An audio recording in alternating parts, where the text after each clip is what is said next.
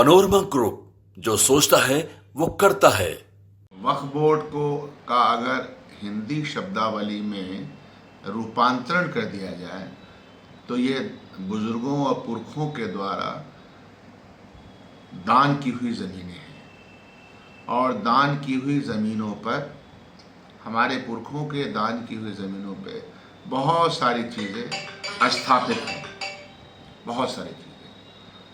और उन दान की हुई ज़मीनों की उपयोगिता जो पीढ़ी दर पीढ़ी होती है वो करती है।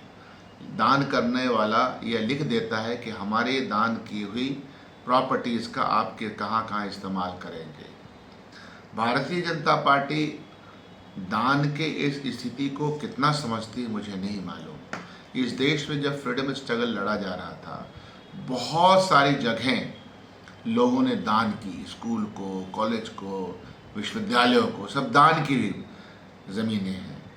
तो दान की हुई ज़मीनें हमारे पुरखों ने दी और समाज को ये कहा कि यह जो दान की हुई प्रॉपर्टी आपको हम दे रहे हैं तो इसका देख रेख आप ठीक से कीजिएगा। तो ये दान बोर्ड जो है, ये दान बोर्ड जिसको वक्फ बोर्ड कहते हैं, ये दान बोर्ड में से दिक्कत क्या है?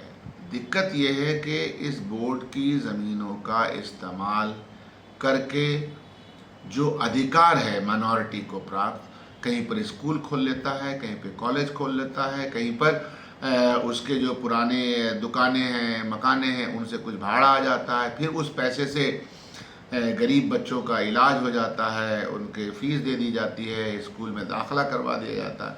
तो ये काम है। इसी तरह से जितने भी दान के आप देखिएगा कि हमारे यहाँ जहाँ का मैं विधायक हूँ, वो 1920 में एक दान किया हुआ गौशाला है, 120 एकड़ का, और उसका एक मैनेजमेंट कमेटी है। हम सब लोग उसमें पैसा देते हैं।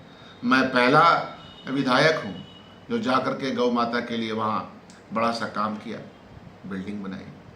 तो दान की हुई चीज़ों को भारतीय जनता पार्टी एन के प्रकार हासिल कर लेना चाहती है और एक सेंटिमेंटलाइज करना चाहती है। जैसे ही मैंने दान कहा तो भाषा बदल जाएगी, वक्फ भाषा बदल जाएगी, क्योंकि दिमाग में तो गोबर भरा हुआ है ना, दिमाग में अकल तो परवान चढ़ता नहीं है। तो वक्फ बोर्ड और वक्फ बोर्ड को चलाने वाले लोगों की ज़मीनों को किसी तरह से हड़प लिया जाए और आपको एक तरह से बेइज्जत किया जाए, दिन भर बेइज्जत किया जाए। इनका मंत्री जब चाहता है हिंदुस्तानियों को किसी दूसरे कंट्री का बता देता है। हमें आपको हर रोज़ मैं कहूँगा, अरे तुम विदेशी कहाँ से आए, कैसा तकलीफ होगा। तो तकलीफ़ देने वाली भावना को इन लोगों को देने मज़ा आता है। अरे रोज़गार दे दो, रोटी रोज़ी का इंतज़ाम कर दो। बच्चों के नीट एग्ज़ामिनेशन में तुमने एक तरह से बर्बाद कर दिया पूरा भविष्य को।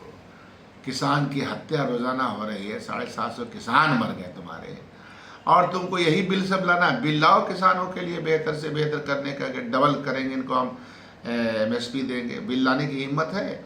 हम जो सो राइट टू एजुकेशन के हिसाब से प्राइमरी से लेकर ग्रेजुएशन तक फ्री एजुकेशन कराएंगे, यह बिल लेके लाओ। हमारा GDP का 6% शिक्षा पे आ जाए, यह बिल लेकर के लाओ। ये किसने रोका है? तो लेकिन आपको इसको मज़ा आता है, चढ़ाया जाए, चढ़ाइए, कोई दिक्कत नहीं है। यह तो तारीख लिखेगा, इतिहास लिखा जाएगा हर समय का। इतिहास इंसाफ पसंदों का भी होगा और उनका भी होगा जिन्होंने समाज के साथ इंसाफ नहीं किया। बहुत ही साफ है। वक्फ बोर्ड के जो इंतज़ाम करने वाले हैं, जो मुंतज़मीन है, जो वक्फ बोर्ड है, इसका ट्रिब्यूनल है, ये पूरा एक कॉन्स्टिट्यूशन से गाइड होता है। पार्लियामेंट में इसको लेकर के कानून बना हुआ है। अब आप उसको तहस नहस करना चाहते हैं तो आपकी मर्जी है, जो करना कीजिए। उनसे सवाल है कि जो लोग अभी भी दम भरते हैं कि नहीं, भारत के संविधान में देश में अल्पसंख्यकों के लिए, देश में अल्पसंख्यकों की रक्षा के लिए, उनकी संपत्ति की रक्षा के लिए, उनके शिक्षा की रक्षा के लिए, उनकी तहजीब व विरासत सब की रक्षा के लिए कानून है। उस कानून की रक्षा संविधान देता है, कोर्ट अदालत देता है। उसकी धज्जियाँ उड़ते हुए वो देख रहे हैं, मौन है सब लोग। जो उसको सपोर्ट करने वाले लोग हैं। जनता दल यू मौन है, रामविलास पासवान की पार्टी मौन है। ये तो वो नाम थे जो दम भरा करते थे। हम पार्टी, तो हम पार्टी का है, सेकुलर पार्टी बोलती, वो सब मौन है इस मामले में। तो मौन रहे, मौन रह करके हक की हार कभी नहीं होगी, हक जीतेगा। विपक्ष जाहिर सी बात है, क्यों नहीं करेगा? जो गलत हो रहा है उसका विरोध करेगा। अरे आज आपने वक्फ पे हाथ लगाया, कल आप जितने भी ट्रस्ट के पास एक से एक ज़मीनें हैं, लोग उससे काम करते हैं। ये सारा जो ट्रस्ट है, वैष्णो देवी ट्रस्ट है, वहाँ बालाजी ट्रस्ट है, सारे ट्रस्ट है, सारी बहुत बहुत ज़मीनें हैं, उसका काम होता है। उससे बहुत सारे हॉस्पिटल हैं, काम किए जाते हैं। वक्फ की प्रॉपर्टी पे बहुत सारे स्कूल्स हैं। गवर्नमेंट, हिंदुस्तान की गवर्नमेंट, देश की गवर्नमेंट, इस राज्य की गवर्नमेंट वक्फ की ज़मीनों पे स्कूल बना रही है। तो क्या होगा? इसलिए देखने वाली बात है किस तरह से ये बिल लाते हैं। लेकिन भारतीय जनता पार्टी की मंशा साफ है कि हमको कोई ना कोई झंझट, डिबेट ऐसा करना है कि जो रियल डिबेट है उसको भुला दिया जाए।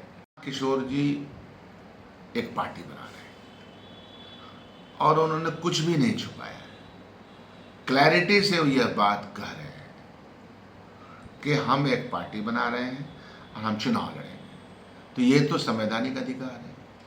अब जब क्या होता है कि जब मैदान में योद्धा आते हैं तो प्रश्न आते हैं। हर पार्टी एग्जिस्ट कर रही है, वो प्रश्न करेगी। ये उनसे प्रश्न ज़रूर किया जाएगा कि जब ये चुनाव का माहौल गर्म था तो उनका नज़रिया 400 पार भारतीय जनता पार्टी कह रही थी और 300 पार यही कह रहे थे, माहौल क्रिएट कर रहे थे। यह प्रश्न ज़रूर उनसे पूछा जाए। मैंने भी पूछा उनसे कि आप तो आंकड़ों के बाजीगर हैं, प्लस ये कि आपने बहुत सारे राज्यों में अपनी कंपनी के द्वारा काम किया है, कांग्रेस में भी काम किया है। सबसे पहले आपने काम माननीय प्रधानमंत्री जी के लिए किया है, राज्य में भी काम किया और राज्यों के लिए काम किया है। और जिन जिन राज्यों में वहाँ की पार्टियाँ खुद जब मजबूत होती हैं तो अगर आपके आइडियाज़ होते हैं तो उस आइडिया से थोड़ा बहुत फ़ायदा हो सकता है। तो मैं यह जानता हूं कि जितने लोग भी ये इस काम में लगे हुए हैं, प्रशांत किशोर जी जो काम पहले कर रहे थे, अब हिंदुस्तान में बहुत सारे लोग कर रहे हैं और बहुत सारे लोग काम करने का एक चार्ज लेते हैं, ठीक करते हैं। जाहिर सी बात है कि प्रोफेशनल मददगार बने हुए हैं तो उसका चार्ज लेते हैं। प्रशांत किशोर जी चार्ज लेते ही होंगे, उनकी जो पार्टी थी, जो उनका संगठन है। तो अब वो चाह रहे हैं कि नहीं साहब, हम पार्टियों को जिता रहे हैं। हालांकि कई जगह उनकी स्ट्रेटजी ने हरा दिया है और मैं मानता हूं कि इसलिए लोग हार जाते हैं। तो इसलिए इन संगठनों का जो काम करती हैं किसी को आंकड़े के हिसाब से, तो वही जीत का कारण बनती है, ऐसा नहीं है। ममता बनर्जी का जीत कारण से प्रशांत किशोर जी थोड़े हैं, ममता बनर्जी खुद ही। तो ऐसे लोग और हमारे इनको सामने आए हैं, मैदान में युद्ध होगा आइडियोलॉजिकल। लेकिन युद्ध तो आइडियोलॉजिकल होगा ना। चित भी मेरी है, पट भी मेरी है, दाहिना भी मेरा है, बाएं भी मेरा है। ये वैचारिक पटल पर प्रशांत किशोर जी को सफाई से बात करनी होगी। उनके बारे में मैं नहीं कह रहा हूँ, ज़्यादातर अधिकांश लोग कह रहे हैं कि बीजेपी के वो बी टीम है। अच्छा, मैं ये भी एनालिसिस करता हूँ, हिस्टोरिकली एनालिसिस करता हूँ किसके ऊपर whom he is attacking। क्या वो भारतीय जनता पार्टी को अटैक कर रहे हैं, जनता दल यू को अटैक कर रहे हैं कि वो सरकार उनकी है, लेकिन उनके साथ भारतीय जनता पार्टी भी है। देश में सरकार भारतीय जनता पार्टी की है। वैचारिक पटल पर भारतीय जनता पार्टी राज्यों को या बिहार को जितना इसको मिलना चाहिए उतना नहीं देती है। जितना इसके पास है उसका इस्तेमाल ये नहीं कर सकती है।